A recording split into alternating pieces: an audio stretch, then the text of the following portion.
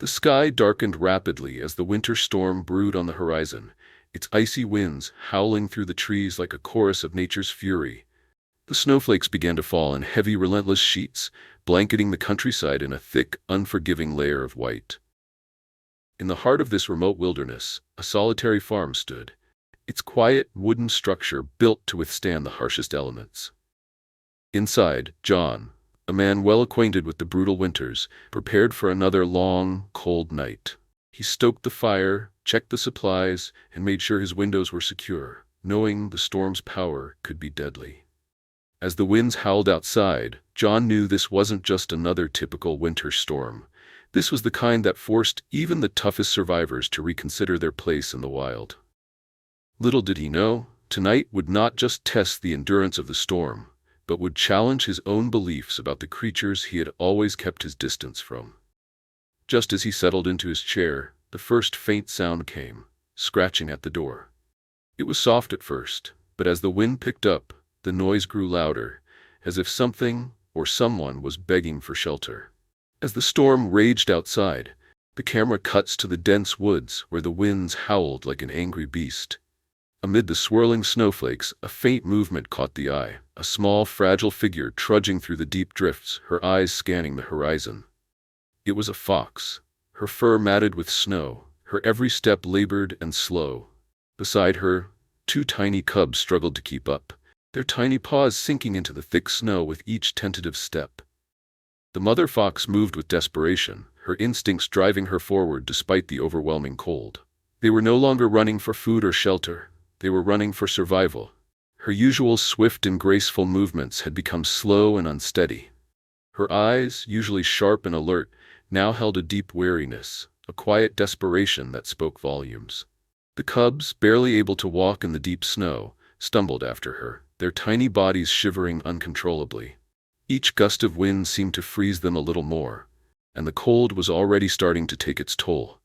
The mother fox's protective instincts were in full force, but her strength was fading, and with each passing minute, her hope seemed to dwindle.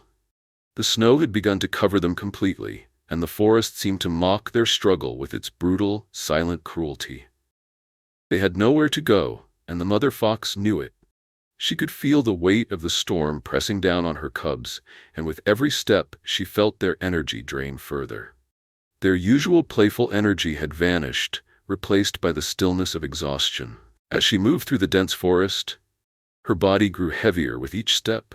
She had to keep going, for them. Her cubs' lives depended on it. But what could she do when the cold itself seemed determined to take them? As they neared the edge of the forest, the fox's weary eyes caught sight of something unexpected. A large farmhouse, its windows glowing warmly in the distance. The wind was so fierce that she could barely hear the sounds of her cubs shivering anymore. But the sight of the house, the warmth it promised, filled her with an almost painful hope. The fox hesitated for just a moment, as if questioning her instincts. Could she trust humans? Would they let her in? Could they save her cubs? Her answer came in the form of a desperate decision, driven by the overpowering need to protect her young.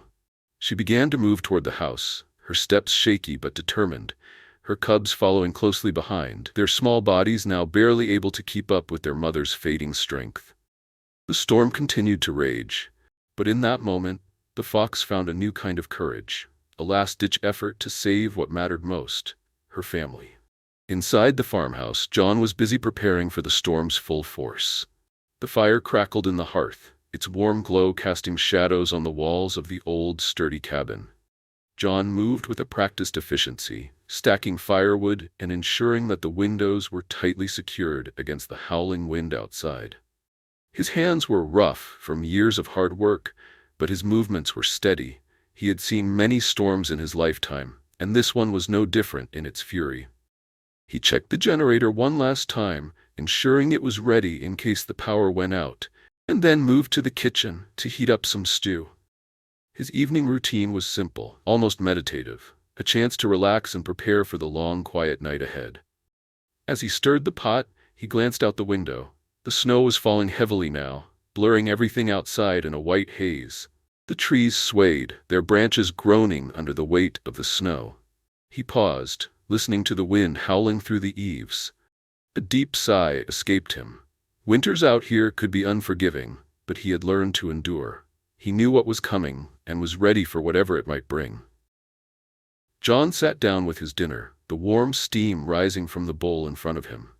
The flickering light from the fire illuminated his face as he stared into the flames, lost in thought. He had always preferred solitude. There was something peaceful about it, the isolation, the quiet of nature surrounding him. It allowed him to focus on what mattered, the land, the animals, and the simple life he had chosen. But as the storm raged on, something felt different tonight. John couldn't shake the uneasy feeling gnawing at him. The wind seemed louder than usual, the howling more intense. It wasn't the first storm he'd faced, but there was something about this one that felt more dangerous, as if it carried with it a kind of urgency. Just as he was about to settle in for the night, a sudden noise broke through the wind, a faint scratching sound at the door. John froze, his instincts kicking in. At first it was so faint that he thought it was just the storm playing tricks on him. But then it came again, louder this time. A scratching, followed by a soft whimper. His heart skipped a beat. He wasn't used to hearing any noise from the outside, especially not in these conditions. The animals of the forest were smart enough to find shelter before the storm hit. He stood up slowly, his boots crunching against the wooden floor as he made his way to the door. The wind howled louder outside, and for a moment he hesitated. Was it an animal looking for shelter? Or something more dangerous, like a coyote or a pack of wolves? His hand rested on the door handle, and the unease grew. But then the sound came again, a soft, desperate scratching. It was unmistakable now. With a sigh, John opened the door just a crack. The wind rushed in, stinging his face, but he could see nothing but snow and darkness. Then his eyes adjusted to the gloom, and he saw it. Two small figures huddled close to the door, their fur matted with snow. A fox and her cubs, their tiny bodies trembling in the cold, their eyes wide with desperation. John's heart skipped a beat. He knew that if he didn't act fast, they wouldn't survive the night. In that moment, all his instincts told him to turn away, to keep his distance, and let nature take its course. But something in the fox's eyes, a look of desperation and trust, compelled him to do something he had never done before. With a quick glance at the roaring storm outside, John made his decision. John stood frozen at the door, staring down at the small, heart-trembling figures in the snow. The storm howled around him, but all he could hear was the soft, pitiful whimper of the cubs, their little bodies shaking uncontrollably. The mother fox, her fur coated in ice, looked up at him with wide, fearful eyes. She stood motionless for a moment, her breath visible in the freezing air, her instincts wrestling with the decision of whether to trust this human. There was no time to second-guess. The storm was closing in fast, and every minute counted. The fox was too weak, her movements slow and labored, but her protective instincts for her cubs were still very much alive. John's heart began to race. He had seen wildlife in distress before, but this felt different. This wasn't just about survival for the fox, it was about her babies. And as a man who'd spent his life on this land, who had witnessed the brutal forces of nature time and time again, John knew that without shelter, these creatures would never make it through the night. The fox took a cautious step forward, then another, her eyes locked with his. Her movements were tentative, her trust fragile, but there was something undeniable in that gaze, a silent plea. As if she knew this was her only chance. John felt the weight of that gaze, and something deep inside him stirred. He had always been wary of wildlife, always believed in the natural order of things. But as he looked at the mother fox and her vulnerable cubs, all of those instincts seemed to fade away.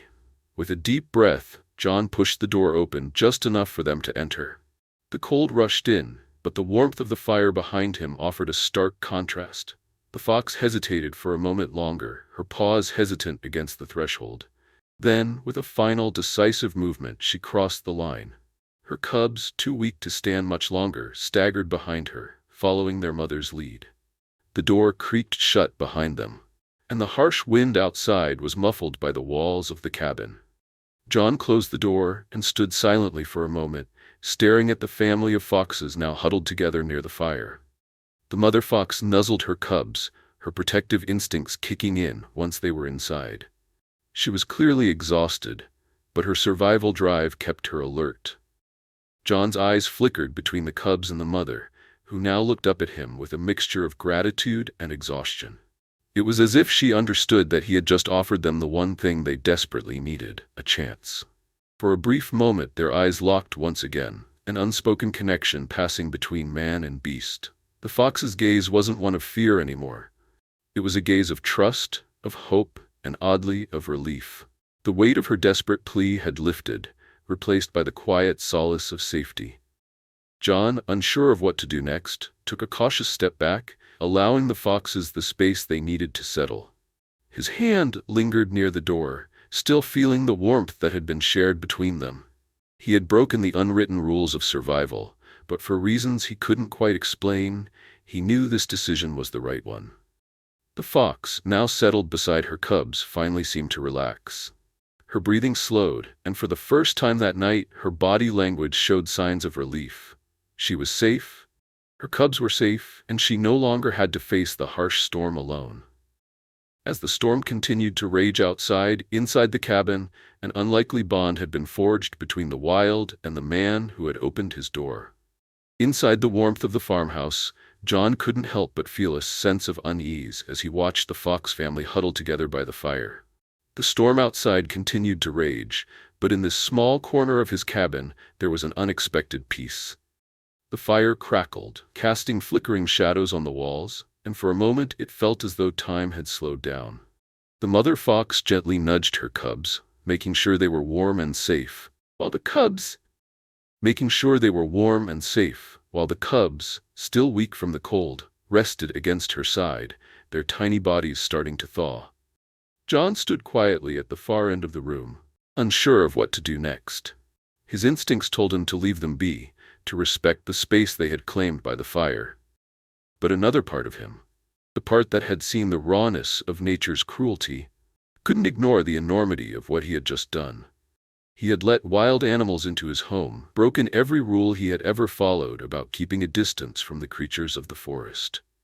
Yet, looking at the exhausted fox family, he couldn't shake the feeling that he had done the right thing. For the first time in years, John found himself questioning his long-held beliefs.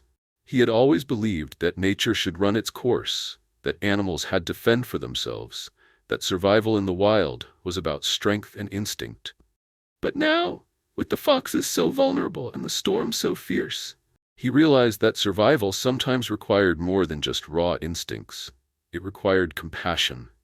John moved quietly across the room and set down a bowl of water just a few feet from the foxes. The cubs, still too weak to move much, didn't notice, but the mother fox did. She lifted her head, her sharp eyes glinting in the firelight as she cautiously approached the water. Her movements were slow, her exhaustion clear, but there was an undeniable need to care for her cubs. She took a small drink, and then, without hesitation, gently nudged her cubs toward the bowl. John watched, heart swelling with a mixture of awe and humility. In that moment he realized just how strong the bond between a mother and her young truly was. This fox, this wild animal, was not unlike him. She was a mother, doing everything she could to protect her cubs from the dangers of the world, no different than a human mother would.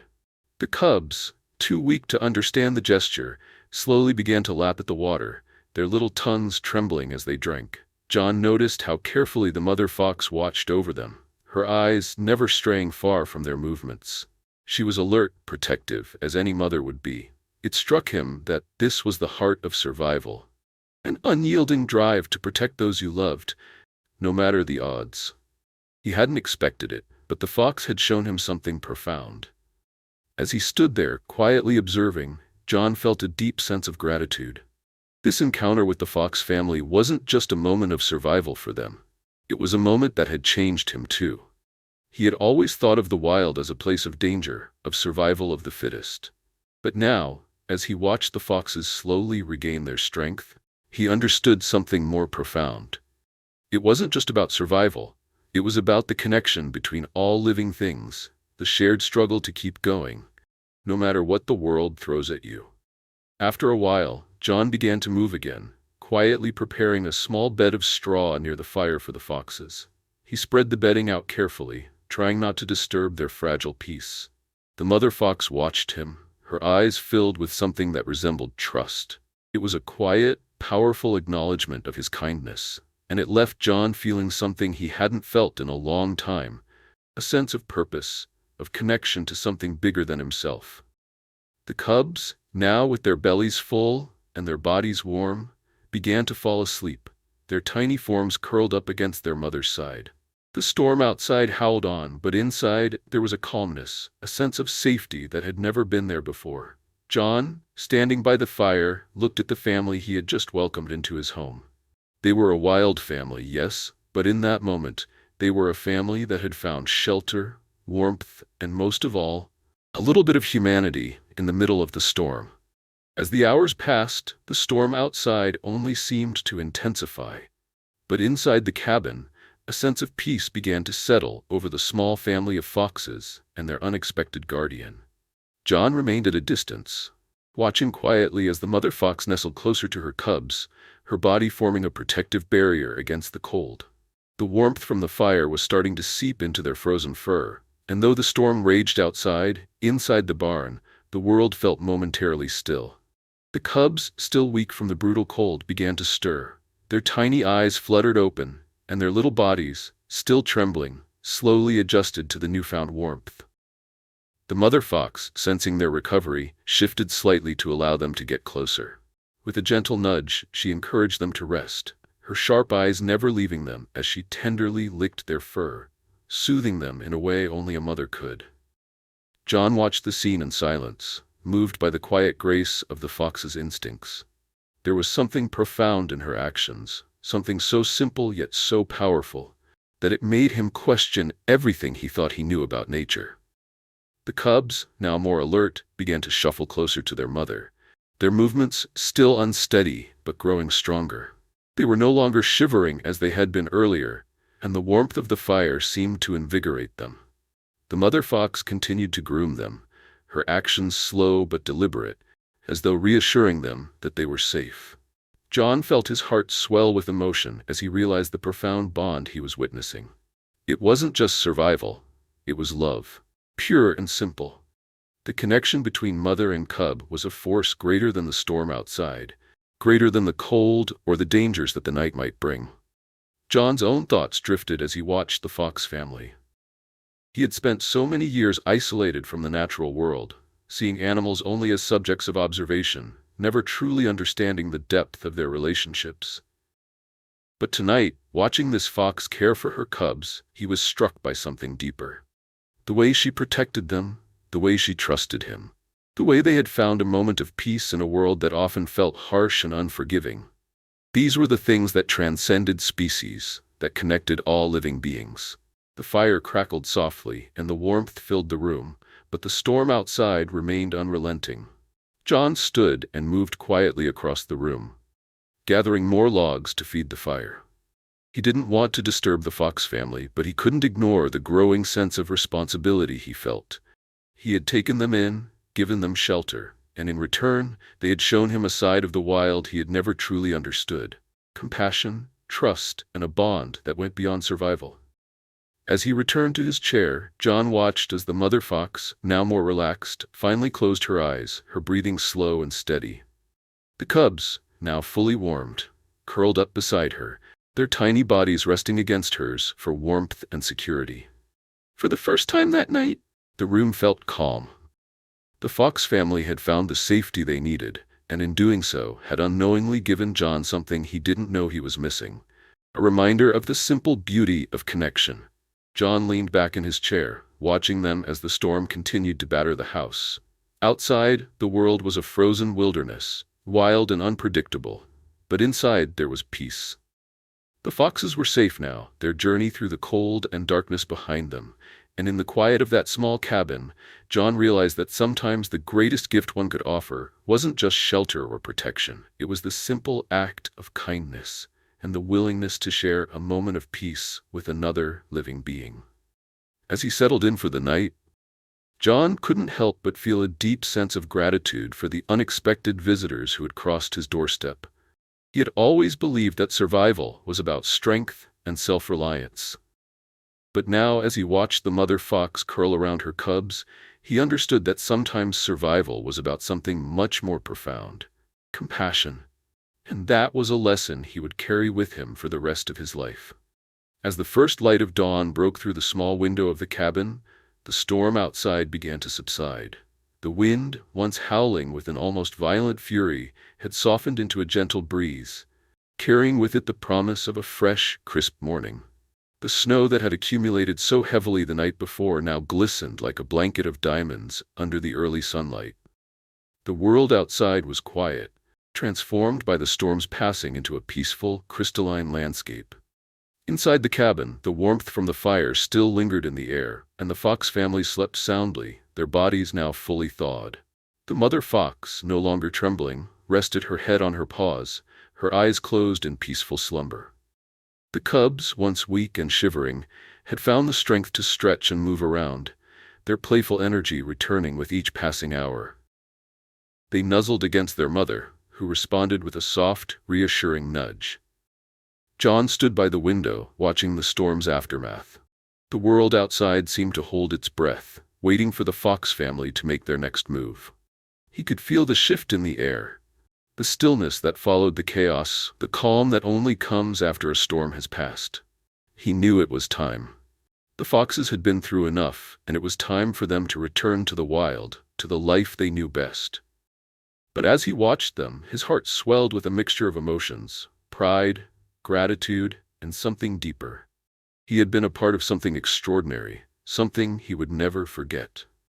And as the fox family stirred, preparing to leave the safety of the cabin, John felt a quiet connection to them, one that transcended the boundaries between man and beast. With the storm now a memory, and the new day dawning, the fox family stood, their eyes meeting John's one last time. The mother fox lingered for a moment, her gaze soft and filled with an unspoken understanding. Then, with one final glance at the man who had given them shelter, she led her cubs into the fresh snow, disappearing into the quiet wilderness, leaving only their footprints behind. John watched them go, a quiet sense of fulfillment settling over him. The storm had passed, and so had a moment in time he would carry with him forever. As the mother fox and her cubs disappeared into the woods, their dark forms growing smaller against the backdrop of the snow-covered landscape, John stood motionless, his eyes fixed on the spot where they had been moments before. He could still feel the weight of their presence in the air, their quiet gratitude lingering in his heart. Just before they disappeared into the forest, the mother fox paused. She turned her head and looked back at John one last time, her eyes meeting his in a silent exchange that spoke more than words ever could. There was no aggression, no fear, just a deep understanding, a recognition of the kindness he had shown. In that moment, John knew that their connection had been more than just a chance encounter. It had been a bond, formed in the face of adversity, built on trust and compassion. The mother fox gave a final, soft flick of her tail and turned back toward her cubs. With a final, graceful movement, she led them into the forest, disappearing into the trees. The wind had died down, and the world around John was still, peaceful. He stood there for a long while, reflecting on the extraordinary experience. The fox family had left, but the lesson they had given him would stay with him forever. Sometimes, the greatest act of gratitude comes not in words, but in the quiet trust shared between beings, human and animal alike. And as John turned back toward the cabin,